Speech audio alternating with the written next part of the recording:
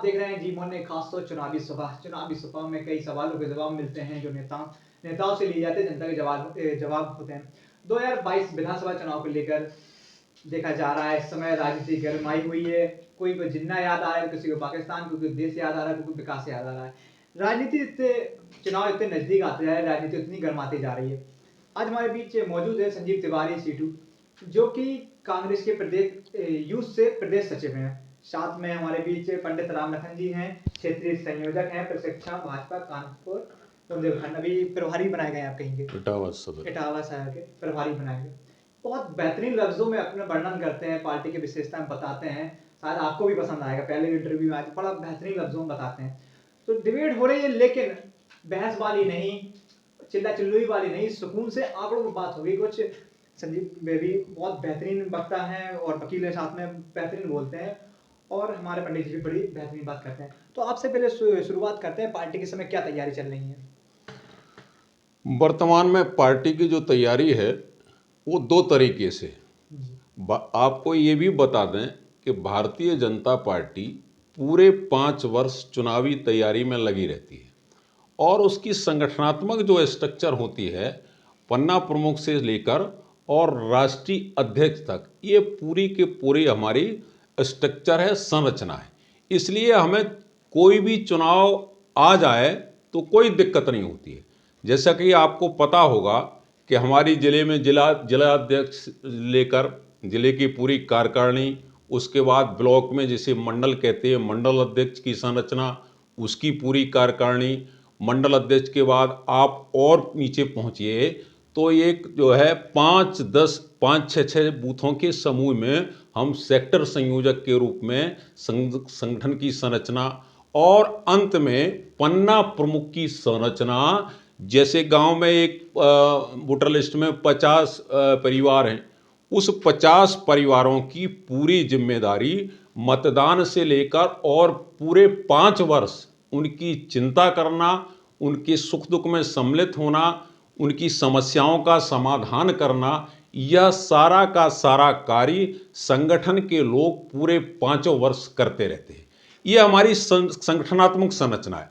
और मैं आपको ये विश्वास दिलाता हूं कि उत्तर प्रदेश ही नहीं, पूरे देश ही नहीं, दुनिया के अंदर इतनी गजब का स्ट्रक्चर जो है संगठन का किसी भी राजनीतिक दल के पास नहीं है। चाहे सदस्यता के रूप में देख लीजिएगा, चाहे संगठन के रूप में देख लीजिएगा, और चाहे विकास कार्यों के रूप में देख लीजिएगा। दूसरी चीज, एक चीज और समझ लीजिएगा भारतीय जनता पार्टी के संबंध में, भारतीय जनता पार्टी केवल सत्ता के लिए राजनीति नहीं करती है। हम जो है संगठन ही, सेवा ही संगठन है, इसके लिए इस देश के अंदर राजनीति करने का काम करते रहते हैं। और कभी भी हम सत्ता के लिए या वोटों के लिए विकास कार्यों को समर्पित करके या विकास कार्यों को पीछे छोड़ के केवल वोट की राजनीति करने के काम भारतीय जनता पार्टी इस प्रदेश के अंदर नहीं करती है।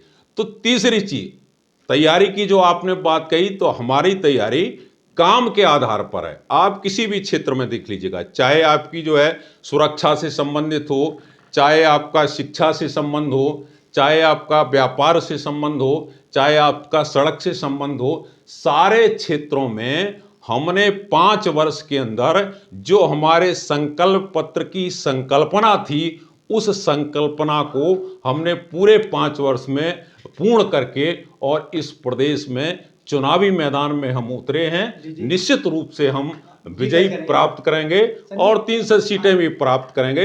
ये हमारा लक्ष्य है, ये हमारा उद्देश्य है, और इसमें निश्चित रूप से हम सफल होंगे। आपकी पार्टी क्या ऐसे कहा कि शिक्षा, रोजगार, सड़कों को लेकर की तैयारी चल रही है, और 300 की बात की है। पार्टी में आपकी क्या तैयारी है, आपकी पार्टी क्या चल रही है, और कितना लक्ष्य बनाकर कार्य कर रही है? जैसे उन्होंने कहा राष्ट्रीय लेवल से पूरे राष्ट्रीय अध्यक्ष से लेकर कार्य करता था इस तैयारी में, हमें 5 साल लगे रहते हैं। आप लोग क्या तैयारी है? नहीं, पहले हम महोदय जी की बात का समर्थन करते हैं कि इनकी बात को आगे बढ़ाते हैं कि ये लोग 5 साल लगातार इलेक्शन ही लड़ते हैं। इनका पूरा फोकस केवल इलेक्शन जीतने पर रहता है, जनता के विकास कार्यों पे धरातल पे कहीं दिखाई नहीं दे रहा है।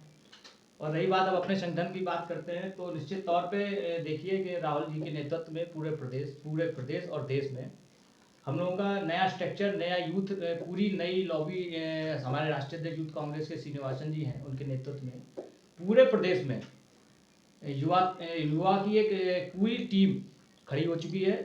और उन टीम के लोगों को पूरे देश में अहम जिम्मेदारियां दी जाने लगी हैं। आने वाले समय में निश्चित तौर पे आपको दिखाई देगा, जो 2024 के इलेक्शन आ रहे हैं उसमें आपको निश्चित तौर पे ये चीज़ दिखाई देगी पूरे देश में। और प्रदेश में श्रीमती प्रियंका गांधी जी के नेतृत्व में जो इलेक्शन 2022 का हम लोग लड़ रहे हैं, निश्चित तौर पे आप यहाँ भी देखेंगे कि कांग्रेस पिछले पंचवर्षीय या विगत कुछ वर्षों से पीछे से लेके इस वर्ष इस इलेक्शन में बहुत अच्छा चुनाव लड़ रही है। लगातार जमीन पे हम लोग, धरातल पे हम लोग विपक्ष की मुख्य भूमिका में केवल कांग्रेस दिखाई दी है आपको। आप खुद समझदार व्यक्ति हैं, पत्रकार हैं, क्षेत्र में आपने सारी चीजें खुद देखते हैं। तो कांग्रेस चाहे कोई भी मुद्दा हो, हाथरस के हमारी बेटी का मुद्दा हो या सोनभद्र का मुद्दा हो, किसी भी मुद्दे को लेकर, बेरोजगारी का मुद्दा हो, इसको लेकर, बेरोजगारी मुद्दे को लेकर पूरा ट्रेंड देश भर में चलाया गया। तो निश्चित तौर पे आप कांग्रेस जो है आने वाले समय में इस इलेक्शन में निश्चित तौर पे प्रदेश में बहुत अच्छा काम करने जा रही है। और हमारी उम्मीद है कि करीब 300 के समथिंग हमारी सीटें लगभग निकलनी चाहिए। और 2024 में हम लोग 100% सरकार हम लोग सेंट्रल की भी बनाने जा रहे हैं। अजय, आपने हाथरस की बात करी है। हाथरस एक ऐसा कांड था जिसने हमें नहीं, आपको नहीं, राज्य की बात नहीं करेंगे, पूरी दुनिया गिला के रख दिया था। सभी जगह खबरें जा रही थी, बाहर भी जा रही थी हाथरस कांड। उसमें सभी बोल रहे थे, प्रियंका गांधी पहुंचनी थी, अखिलेश यादव, पूरा विपक्ष, लेकिन भाजपा उस समय शांत थी। उस समय क्या चुनाव की तैयारी नहीं हो रही थी? ये आपको पता होना चाहिए कि जिस समय हाथरस कांड हुआ था या उत्तर प्रदेश के अंदर जो भी कांड हुए उसमें कानून की व्यवस्था के तहत क्विक एक्शन हुआ, तुरंत जो है एक्शन हुआ। और उससे संबंधित जो भी लोग थे, चाहे वो किसी भी दल के हों, चाहे किसी भी शक्तिशाली व्यक्तित्व हो, वो चाहे बड़े प्रभावशाली लोग हों, कानून ने अपना काम किया। और जो भी इस प्रकार की घटना, दुर्घटना उत्तर प्रदेश के अंदर करेगा या जिन लोगों ने किया है उन्हें दंड देने का काम एक सरकार कर रही है और करती रहेगी। इसी प्रकार उत्तर प्रदेश के अंदर कोई भी अपराधी, कोई भी माफिया, कोई भी गुंडा इस प्रदेश के अंदर बिना कानून से या कानून के माध्यम से उसे सजा दिलाने का काम माननीय योगी की सरकार करेगी, माननीय मोदी जी की सरकार में करेगी।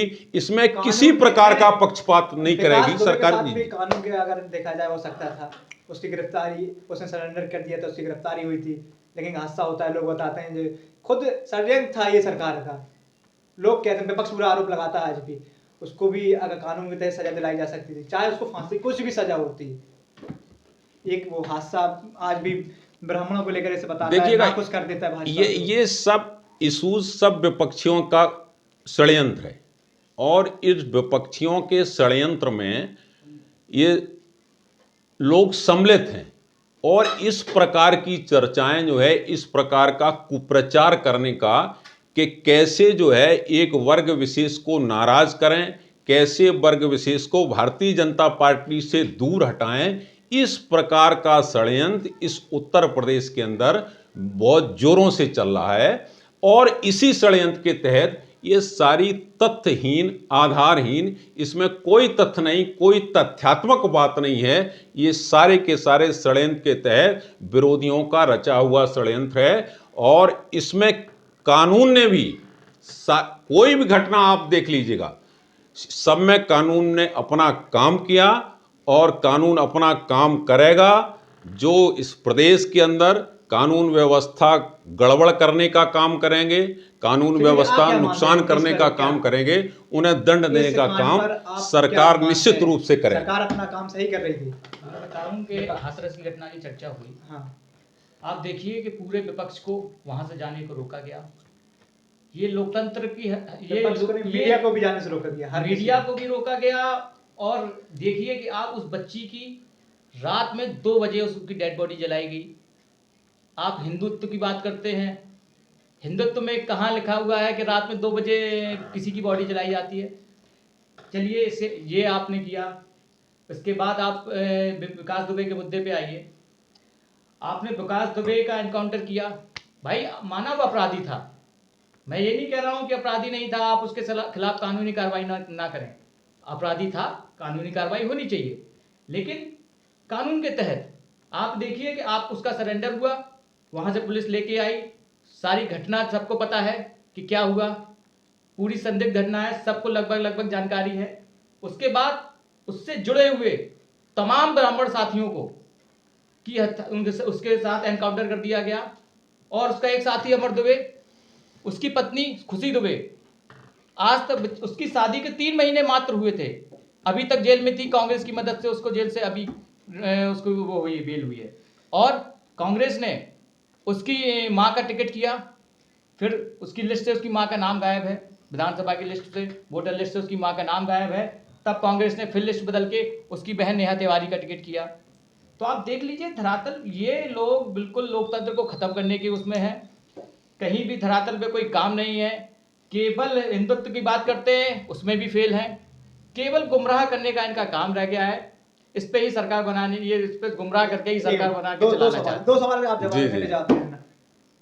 मैंने भी हिंदू धर्म के बारे में पढ़ा है, लेकिन ये कभी नहीं लिखा है कि 2 बजे किसी का अंतिम संस्कार हो। पहला, इस पे स्पष्ट जवाब देना। जी और जी। दूसरा, जो एनकाउंटर हुआ था उस पर आज तक स्पष्टीकरण क्यों नहीं आ पाया? देखिएगा, पहले का जवाब आप सुन लीजिएगा। ये इन लोगों की ये फितरत में है, चाहे सपा हो, चाहे बसपा हो, चाहे कांग्रेस हो, इनका काम केवल सत्ता पक्ष का विरोध करना है। कोई घटना होती है, ये इनका कहना है कि विपक्षियों को क्यों नहीं जाने दिया। भाई विपक्षी 12 बजे जाके वहां क्या करेंगे? केवल मतलब मीडिया को तो जाना चाहिए। मीडिया भाई उस समय सरकार में या कोई घटना जैसे हुई है, उस समय सरकार की फर्स्ट प्राथमिकता ये होती है किसी प्रकार कानून व्यवस्था सुचारू रूप से ठीक हो, शांति रहे, कोई जो है इस प्रकार की घटना हो ना हो जिससे और कुछ हो जाए। तो ये सारी चीजों को का प्रबंधन करने के लिए इस प्रकार के सादा कार्यक्रम करते हैं और सारे लोग करते हैं, सारा प्रशासन यही करता है। तो ये तो इनका केवल काम ये है कि सत्ता पक्ष जो भी काम करे उसके लिए विरोध करना इनका काम होता है। 2 बजे अंतिम संस्कार कहाँ तक ठीक है? 2 बजे, अब ये तो कहते हैं, कौन जानता है कि 2 बजे हुआ है? नहीं, ये हकीकत है, ये वीडियो वायरल हुआ, सब चीज़ वीडियो है। वायरल नहीं हुआ नहीं, है, राहुल दिल में तो किसी अब सामने नहीं हुआ। और देखिएगा, जो भी अंत्येष्टि होती है या अंतिम क्रिया होती है, उसमें उसके परिवार की सहमत से, उसमें उसके माँ बाप उपस्थित थे, उसमें उसके परिजन उपस्थित परिवार वालों थे, ने सारे लोगों को एकत्रित करके, और अगर ये अंत्येष्टि का काम किया गया है तो सबकी सहमत से किया है, कोई जबरदस्ती नहीं किया है, प्रशासनिक व्यवस्था से नहीं किया गया है, सबकी सहमत से किया है, परिजनों की सहमत से किया गया। परिवार वालों ने आरोप लगाया है अंतिम संस्कार जबरदस्ती कर दिया गया। ऐसा हो ही नहीं सबूत सकता बताने है, के लिए। ऐसा हो ही नहीं सकता है कि परिवार मना करे और किसी की अंत्येष्टि जबरदस्ती कर जाए। परिवार के सहमत के साथ परिवार के सारे लोग वहां उपस्थित थे, उनकी उपस्थिति में उसकी अंत्येष्टि की गई है। कानून की बात हुई विकास दुबे के साथ में, क्या एक अगर मानते अपराधी थे, खुकार अपराधी था, आप देखिएगा इनके केवल विपक्षियों के आरोप देखिएगा, आज तक ये सारे राजनीतिक दल, चाहे कांग्रेस हो, चाहे बसपा हो, चाहे सपा हो, ये सब विकास की बात करते हैं। अगर जैसे इन्हें यह लगता है कि उत्तर प्रदेश की सरकार से इन्हें न्याय नहीं मिला है या विकास दुबे को न्याय नहीं मिला है, तो इनके पार्टी के किसी भी व्यक्ति ने हाई कोर्ट जा सकता था, सुप्रीम कोर्ट जा सकता था, लेकिन केवल सड़क पर चिल्लाकर या केवल षड्यंत्र के तहत एक वर्ग को प्रभावित करने के लिए, एक वर्ग को जो है भारतीय जनता पार्टी से दूर करने के लिए इस प्रकार की सारी बातें, इस प्रकार के सारे षड्यंत्र ये लोग हमेशा ही करते रहते। ये इन पर कोई भी मुद्दा नहीं है, सरकार के खिलाफ इन पर कोई बेसिक ऐसा मुद्दा नहीं जिसके आधार पर ये आम जनमानस को अच्छा संदेश दे सके। कानून रूप से कुछ मर्यादाएं होती हैं विपक्ष की, भाई ये काम सरकार का होता है। और जो हमारी मदद हो सकती थी, जैसे खुशी दुबे की जमानत के लिए सुप्रीम कोर्ट से हमारे कांग्रेस के वकील ने वहां पैरवी की, उनकी जमानत हुई। तो जितना मर्यादा के तहत जो काम हो सकता है हम लोग वही कर सकते हैं। आप देखिए अजय मिश्रा टेनी, आप देखिए किसानों पर पूरा वीडियो है बाकायदा, उसके पुत्र ने किसानों पर गाड़ी चढ़ा दी। उसमें भी कानून ने अपना काम किया। अगर किसी के लड़के ने, किसी मंत्री के लड़के ने कोई अपराध किया है तो विद इन 3 डेज वो जेल गया और जेल जाने के पश्चात पूरे कानून ने अपना काम किया, कोई भी राजनीतिक रसूख उसके काम नहीं आया। और उसके अगेंस्ट एक और चीज कहना चाहता हूं, उसके साथ साथ और 3 हमारे भारतीय जनता पार्टी के बूथ अध्यक्ष जो मारे गए थे, उनके प्रति किसी भी पक्ष की आप लोगों की कोई संवेदना नहीं है। हालांकि वो भी व्यक्ति मरे थे, वो भी व्यक्ति थे, मरने के पश्चात तो कोई भेद नहीं रहता है। उनके साथ किसी भी कांग्रेस के नेता ने, किसी भी बीएसपी के नेता ने, किसी भी समाजवादी पार्टी के नेता ने कोई संवेदना के लिए एक शब्द व्यक्त नहीं किया। तो भारतीय जनता पार्टी में कानून का राज होगा, चाहे कितना प्रभावशाली व्यक्ति हो, अगर वो कानून तोड़ने का काम करेगा तो उसे संवैधानिक व्यवस्था के अनुसार दंड देने का प्रावधान बाबा की सरकार करेगी, योगी की सरकार करेगी, उसे कोई भी नहीं बचाने का काम कर सकता है। बाबा द्वारा जो भी अपराधी है, खुगा अपराधी थे, चाहे आजम खान हो, कोई भी हो, बुलडोजर चढ़वा दिया गया।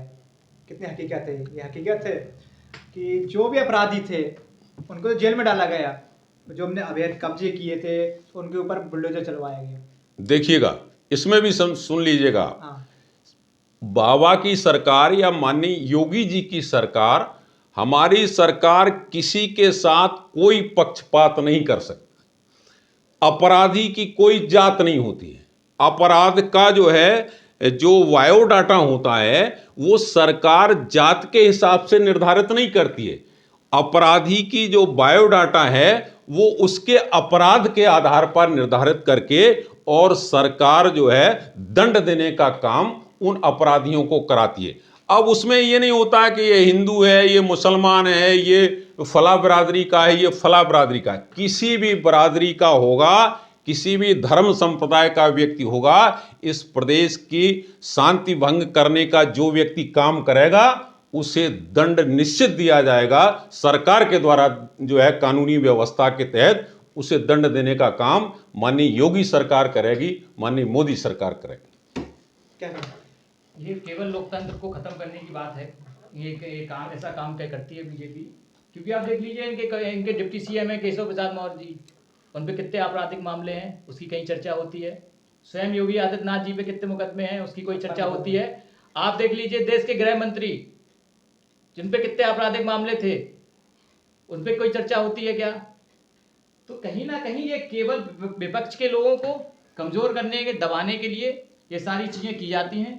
और मैं तो ये कह रहा हूँ, ये आप अजय मिश्रा टेनी की जो बात कर रहे हैं, उनके लड़के की, उनके यहाँ की बुलडोजर नहीं चला, अगर सब जगह भाई अपराधी किसी संवैधानिक, इतने बड़े संवैधानिक पद पे बैठ के उनके बुलडोजर उन लोगों के यहाँ चलाया गया है।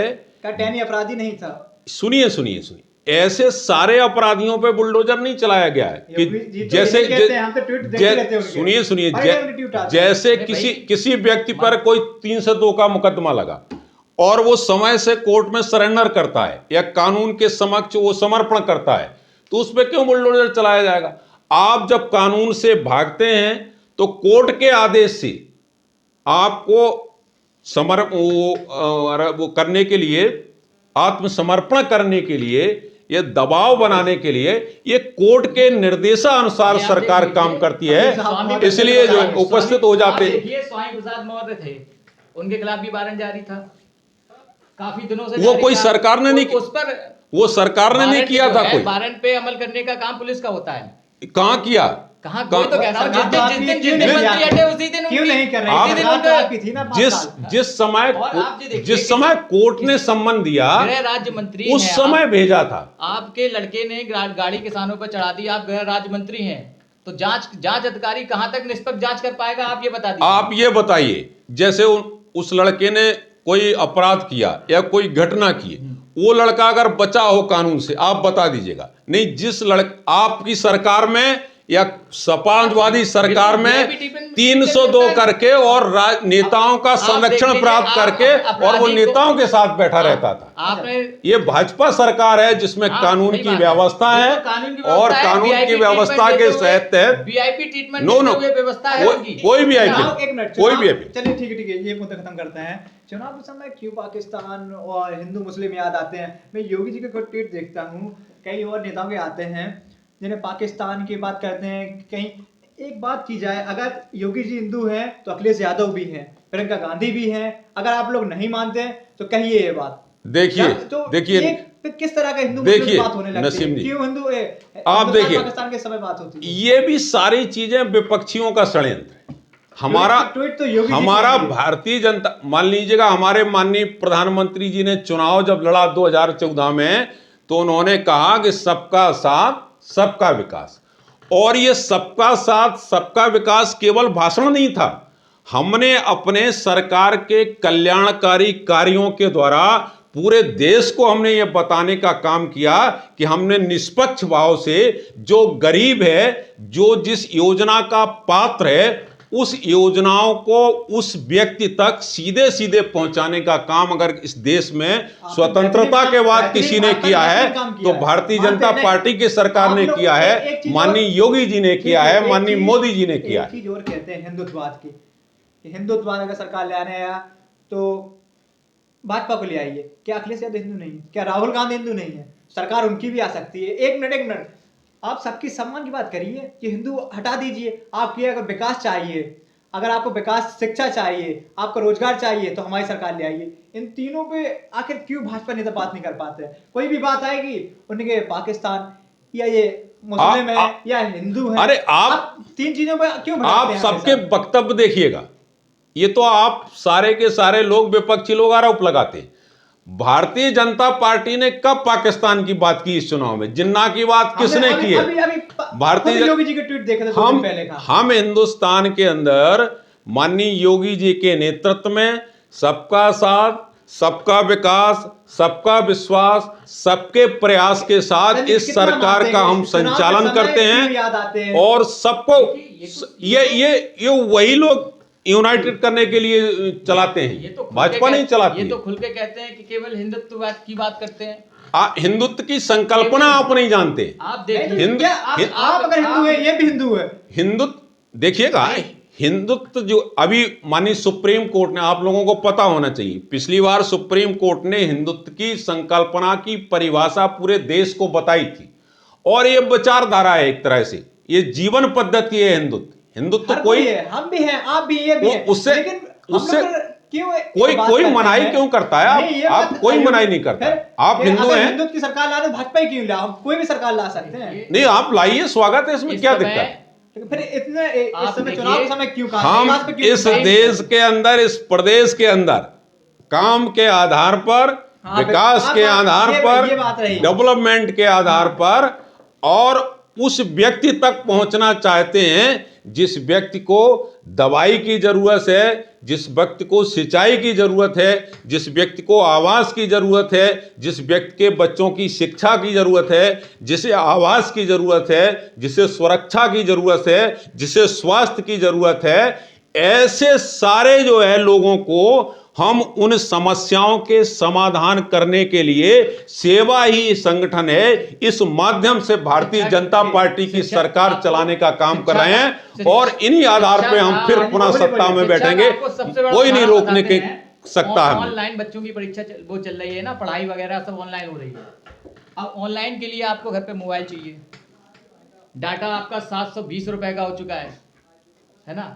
तो आप देखिए कि मतलब गरीब बच्चों को तो पढ़ाई की व्यवस्था ही नहीं हो पाएगी फिर। नहीं देखिएगा, क्या कैसे शिक्षा देंगे आप? सुनिए इसको शिक्षित कैसे करेंगे जब आप ऑनलाइन शिक्षा सुनिए आपका नेट पैक महंगा हो गया है, आपको मोबाइल की जरूरत है। हमने कोई शौक से ऑनलाइन परीक्षा शुरू नहीं की। मान रहा हूं, तो इस देश के अंदर दैवीय आपदा आई और दैवीय आपदा में उस दैवीय आपदा को कैसे हम अवसर में बदलें, इसके लिए हमारी सरकार ने काम किया और हमने ये सब्स्टिट्यूट निकाला, विकल्प निकाला कि भाई 1 वर्ष से बच्चे बैठे हैं, उनकी शैक्षिक स्तर कर रहा है, शिक्षा उनकी अधूरी है, इस नाते से हमने इस प्रकार की शिक्षा व्यवस्था का डेवलप करने का हमने काम किया और उसमें सफलता ये मिली कि भाई जहां हम जीरो से शुरू थे, कम से कम हमें 20% हमारे विद्यार्थी, हमारे बच्चे कम से कम सीखने का काम उस अवसर, उस आपदा में भी करते रहे। इसलिए हमने संचालन करने 100% लोगों के लिए करना चाहिए। ये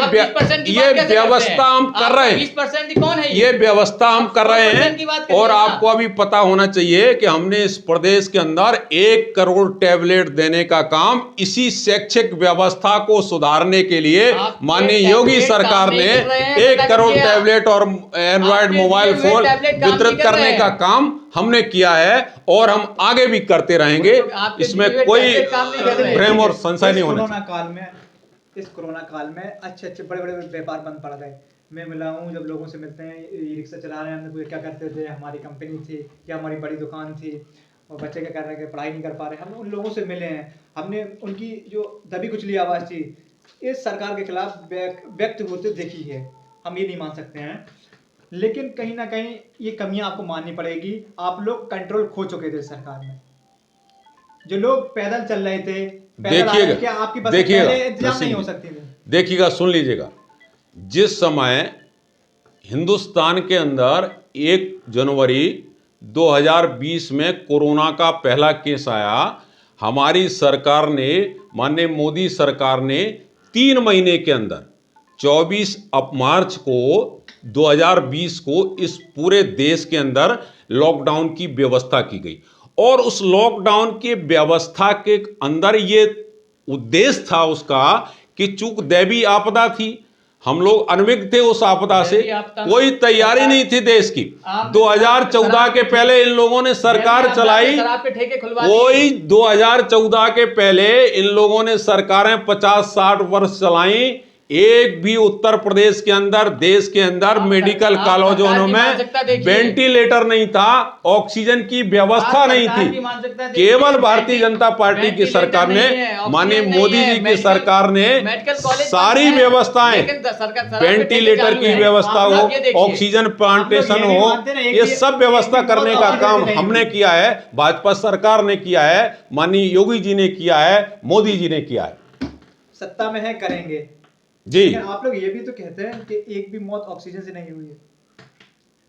ऑक्सीजन से मौत कहां हुई भाई? ऑक्सीजन की कमी से नहीं हुई है। नहीं, ऑक्सीजन की आप ये भी देखिएगा, ये कोई हम नहीं कह रहे, ये आपका सबसे उच्च सदन कह रहा है।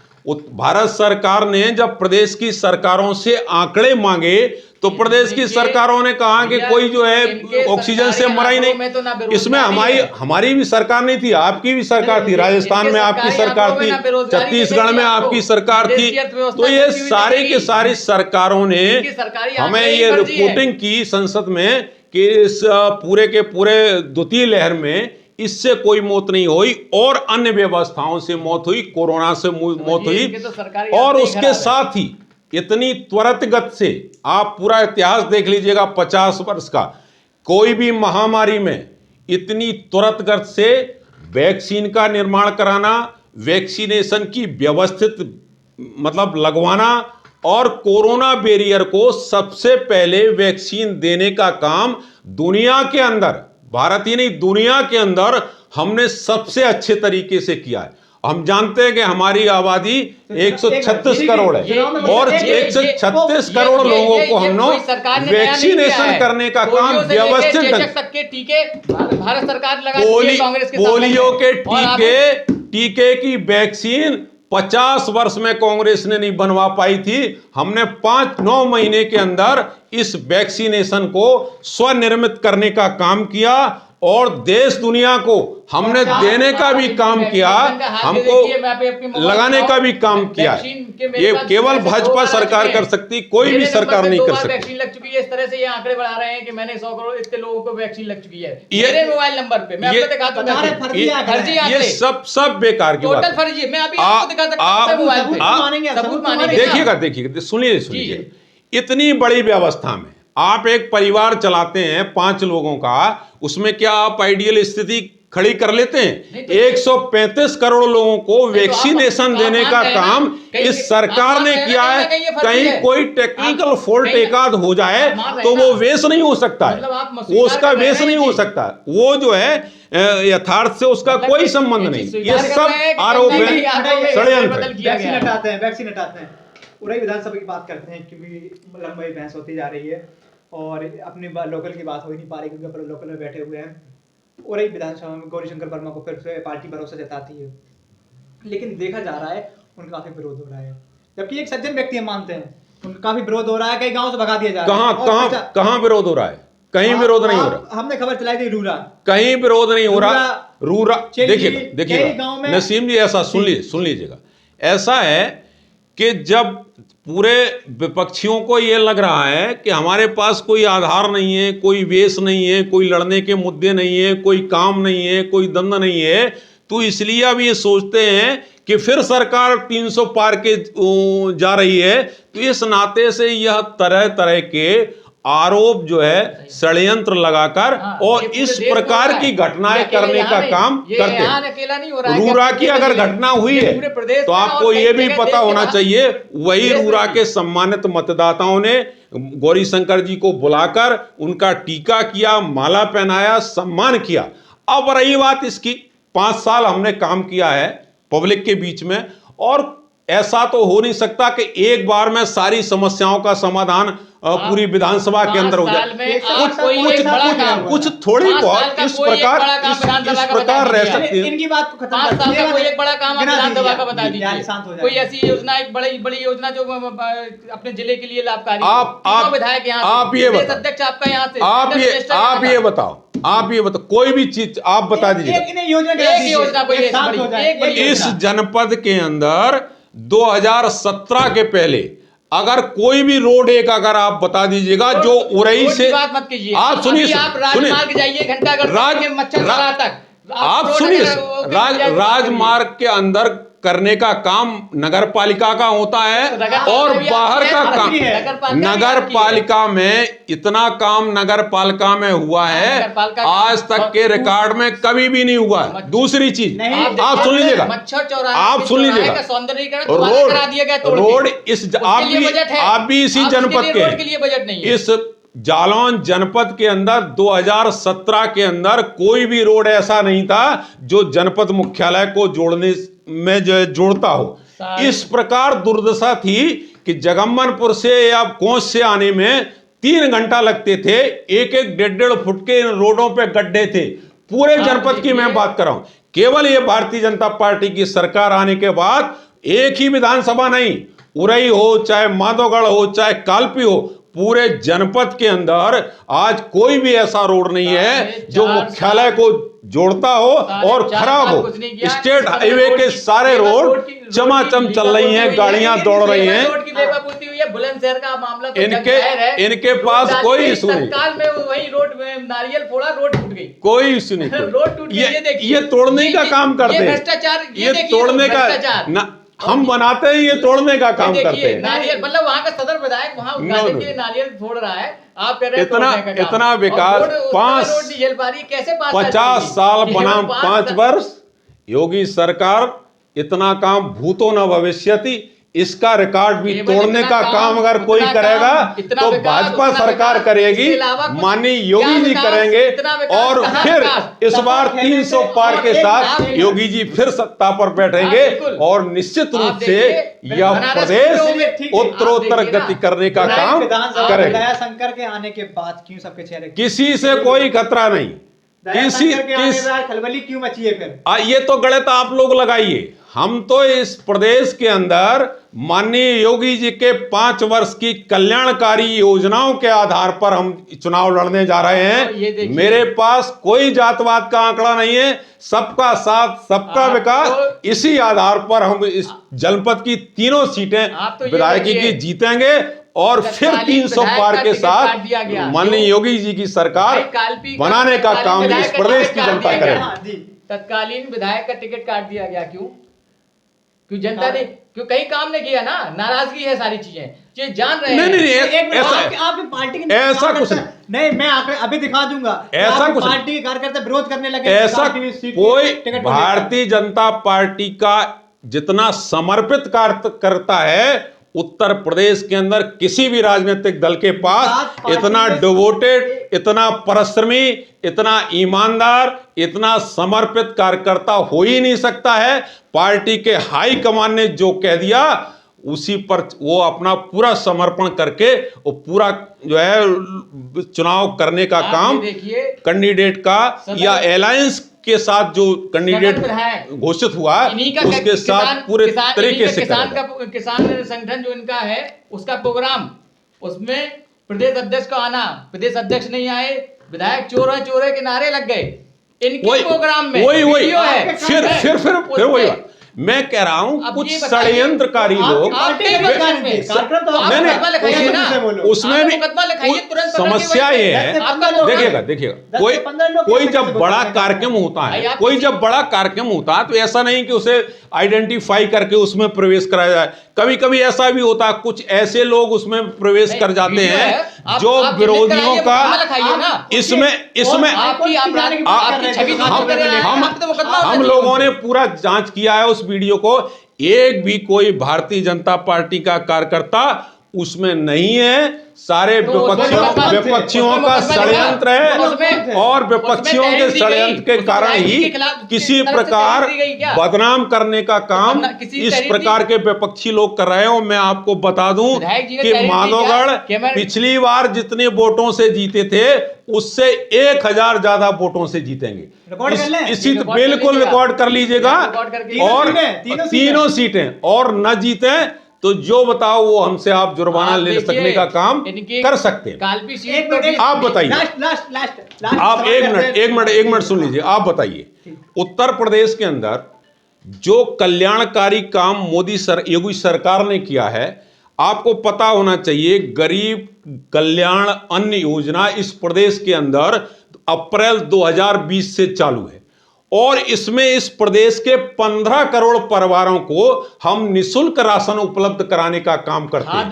दूसरी चीज, किसने लागू की? और ऐसा नहीं कांग्रेस एक बार नहीं, महीने में 2 बार लागू की। और उस 2 बार के साथ 1 यूनिट में प्रति यूनिट 5 किलो गल्ला ये हम उपलब्ध कराने का काम, उसके साथ चीनी, उसके साथ तेल, उसके साथ चना, उसके साथ दाल, ये पूरा का पूरा जो है हम गरीबों को 15 करोड़ परिवारों को ये अन्न उपलब्ध कराने का काम इस प्रदेश के अंदर कर रहे हैं। जो आज तक किसी भी सरकार ने गरीब कल्याण के लिए इस प्रकार की योजना न तो ही चलाई है और न ही सफल हुई है। आपके पास शिक्षा के लिए बजट नहीं है, कई चीजों के लिए नहीं है, लेकिन आप जो देखिए ब्रांडिंग के लिए बजट है। जितनी चीज आप दे रहे हैं उससे ज्यादा उसकी ब्रांडिंग हो रही है।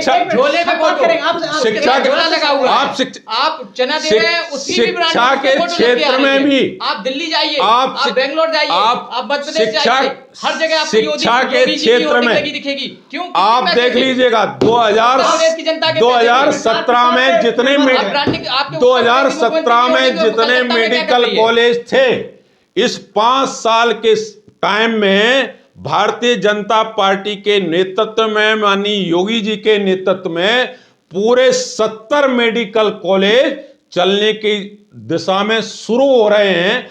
प्रत्येक जनपद में एक मेडिकल कॉलेज खोलने की प्लानिंग यह 50 वर्ष में किसी भी सरकार ने नहीं किया। एक मिनट, महंगाई बेरोजगारी को लेकर सरकार नहीं बोलती है कि महंगाई बढ़ी नहीं है, नेता साफ मना कर रहे हैं कि कोई महंगाई नहीं बढ़ी, कोई बेरोजगारी नहीं बढ़ी। हर महीने 10 लाख रोजगार मिल रहा है, योगी जी का कहना है खुद 10 लाख रोजगार मिल रहा है, कोई महंगाई नहीं बढ़ी। लेकिन पेट्रोल 70 था 100 है, कड़वा तेल 100 था 200 है, उसके बाद भी कह रहे नहीं है। हम आपसे पूछेंगे थाली से बेरोजगारी की बात सुनिए, आप आंकड़े देख लीजिएगा बेरोजगारी की बात। जो लोग बेरोजगारी की बात करते हैं आप देख लीजिएगा 2017 से पहले, 2017 के पहले की सरकारों का देख लीजिएगा और हमारा एनालिसिस कर लीजिएगा। इस प्रदेश के अंदर 5 लाख सरकारी नौकरी देने का काम अगर किसी ने किया है तो माननीय योगी सरकार ने किया है, मोदी सरकार ने किया। दूसरी चीज, उस 5 लाख सरकारी रोजगार में किसी भी माई के लाल में ये ताकत नहीं है कि 1 रुपया का भ्रष्टाचार या 1 रुपया का करप्शन या 1 रुपया उस लाभार्थी से नौकरी के नाम पर किसी अधिकारी ने या किसी कार्यकर्ता ने ले लिया हो तो ये जांच का विषय हो सकता है। ये इतनी ट्रांसपेरेंसी तरीके से इनकी पार्टियों में 7 बार अगर पेपर आउट हुआ है तो इतना क्विक एक्शन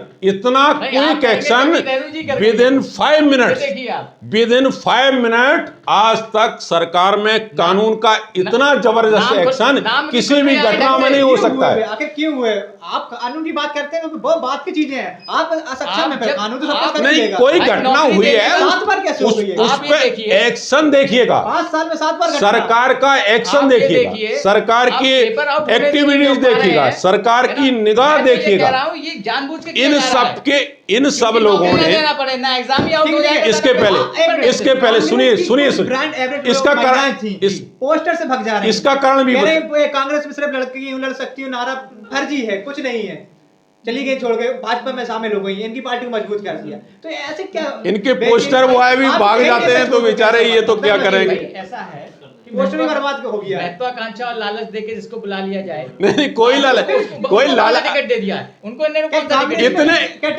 इतने और पहली चीज जब आपके समर्थक इतने हल्के हैं तो वो कैसे रह सकते हैं पार्टी? 40% टिकट की बात की थी महिलाओं को देने के लिए, इतिहास में आज तक ऐसा नहीं हुआ। कांग्रेस ने 40% टिकट देने का काम किया है। आप सुनिए आप अपने मंत्री को इन लोगों के 2 टिकट हो गए हमारे यहाँ कांग्रेस की महिलाओं के। इन लोगों के दल में दल के प्रति कोई निष्ठा नहीं है, दल के प्रति कोई समर्पण नहीं है, केवल लोभ लालच के कारण ये राजनीतिक दल में इनके लोग जुड़े रहते।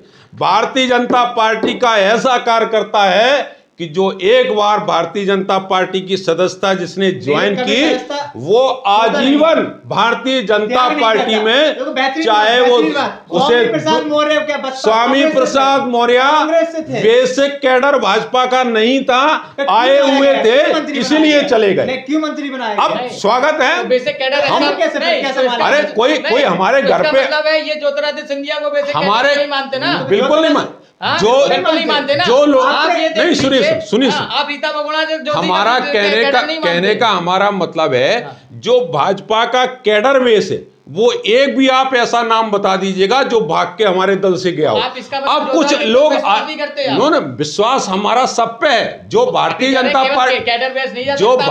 जनता पार्टी की सदस्यता ज्वाइन करके हमारे परिवार में सम्मिलित हो गया वो हमारे परिवार का सदस्य। परिवार में अविश्वास की कहीं चर्चा होती नहीं।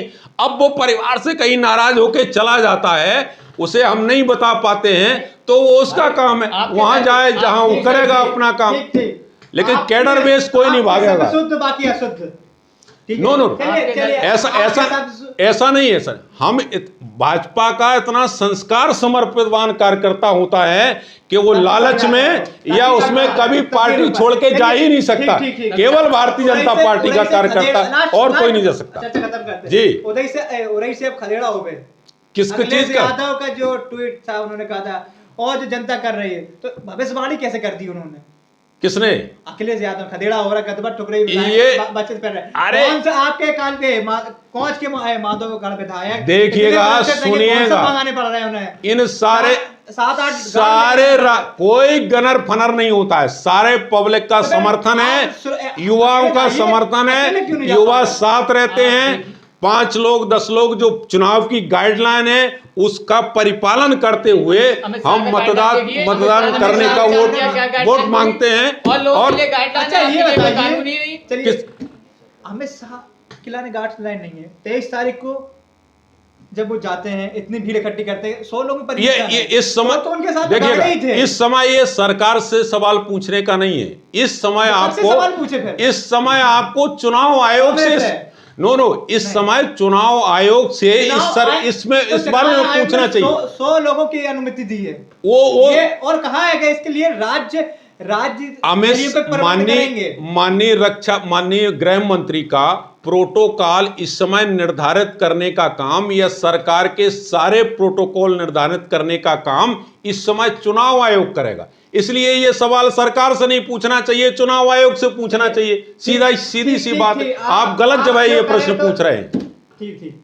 चुनावी सभा की ये चर्चा थी, कई मुद्दों पे बात हुई, कांग्रेस से भी थे, भाजपा से थे, तो नतीजा यही निकल के आता है कि आप जो जनता चुनेगी वही हो सकता है, कौन मजबूत है क्या मजबूत है। लेकिन 300 प्लस की अगर बात करी तो कहीं ना कहीं बात में दम हो सकती है। तो बने रहिए हमारे साथ, तो देखते रहिए जी मोने खास चुनावी सभा।